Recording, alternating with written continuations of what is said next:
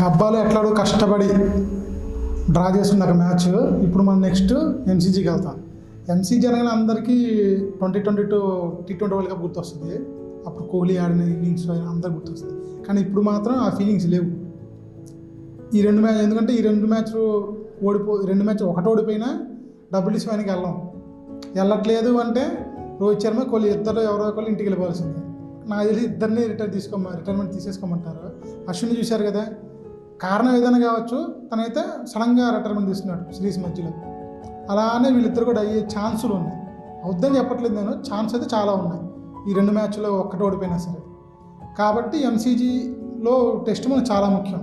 ఇంకా పిచ్ ఫుల్గా face pitch తయారు చేస్తాను, స్పిన్నర్లు ఇక్కడ ఏం చేయలేరు అని చెప్పి క్యూరేటర్ ఆల్రెడీ చెప్పేశాడు. కాబట్టి మన టీంలో పేస్ ఎక్కువ పెంచుకోవాలి.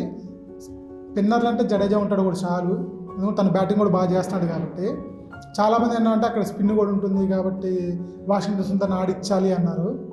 కానీ నాకు తెలిసి వాషింగ్టన్ సుందర్ అక్కర్లేదు, జడేజా కూడా చాలు. ఇంకా మెయిన్ మన ఫోకస్ పెట్టాల్సింది ఎక్కడ అంటే సిరాజ్ మీద. ఎంసీజీలో పేస్ పిచ్ల మీద బుమ్రా కూడా ఆడుతున్నప్పుడు తనకి సపోర్ట్ ఇచ్చే పేస్ బౌలర్ కావాలి ఇంకొకడు. ప్రస్తుతం సిరాజ్ సరైన ఫామ్లో లేడు, ఎవరు ఏమనుకున్నా సరే. ఆ ఫామ్ లేని సిరాజ్ వల్ల బుమ్రా మీద ప్రెషర్ ఎక్కువ పడుతుంది. ఆకాశ్దీప్ బ్రిస్బెన్లో సెకండ్ నుంచి చాలా బాగా బౌలింగ్ చేశాడు. హర్షిత్ రాణా 9 మ్యాచ్ సరిగ్గా లేదు, కానీ సిరాజ్ ప్లేస్ హర్షిత్ రాణాని తీసుకుంటే బెటర్ అని చెప్పి కొంతమంది ఎక్స్పర్ట్స్ అంటున్నారు. టీమిండియా కూడా అదే ఆలోచనలో ఉంది. ఎంసీజీలో సిరాజ్ని పక్కన పెట్టేసి హర్షిత్ రాణాని ఆడిస్తారు అంటున్నారు. అదే మెయిన్ చేంజ్ టీమిండియాలో. ఇంకోటి కొంచెం స్పెక్యులేషన్ అయినా కూడా శుభ్మన్ గిల్ని పక్కన కూర్చోబెడదాం అనుకుంటున్నారంట. గిల్ని పక్కన కూర్చోబెట్టి అయితే జురల్ని కానీ లేదు సర్ఫరాజ్ ఖాన్ని కానీ ఆడిద్దాము, అవసరమైతే రోహిత్ శర్మని 3వ ప్లేస్ పంపిద్దాం అనుకుంటున్నారు అని టాక్. ఇంకా మరి వాళ్ళు ఏం చేస్తారో మనకు పెద్ద ఐడియా లేదు. కానీ మెయిన్ చేంజ్ అయితే సిరాజ్ ఆడ్డు. సిరాజ్ 90% ఆడ్డు. తన ప్లేస్ హర్షిత్ రాణాను వాషింగ్టన్ సుందర్న ఆడిద్దాం అనుకుంటున్నారు. పేస్ పిచ్ కాబట్టి హర్షిత్ రాణాని ఆడిస్తారు. అంటే మన పేస్ బౌలర్ ఎవరు అవుతారంటే బుమ్రా, హర్షిత్ రాణా, ఆకాశ్దీప్. వీళ్ళతో పాటు సపోర్టివ్గా నితీష్ కుమార్ రెడ్డి కూడా ప్రాపర్ పేస్ బౌలింగ్ వేయట్లేదు, అంటే స్లో చేస్తున్నాడు. బుమ్రా వీళ్ళకి సపోర్ట్ ఇవ్వలేకపోతున్నాడు పూర్తిగా అని పుజారా కూడా అన్నాడు. కాకపోతే ఇంకా కుర్రోడే ఫస్ట్ సిరీస్ కాబట్టి కొంచెం లీవే ఉంటుంది. ఎంసీజీలో కనుక తనకి ఎక్కువ ఓవర్లు వేయించి తనకు కనుక టాలెంట్ చూపించుకుంటే నెక్స్ట్ తనే ఇంకో ప్రాపర్ పేసర్ అవ్వచ్చు టీమిండియాకి.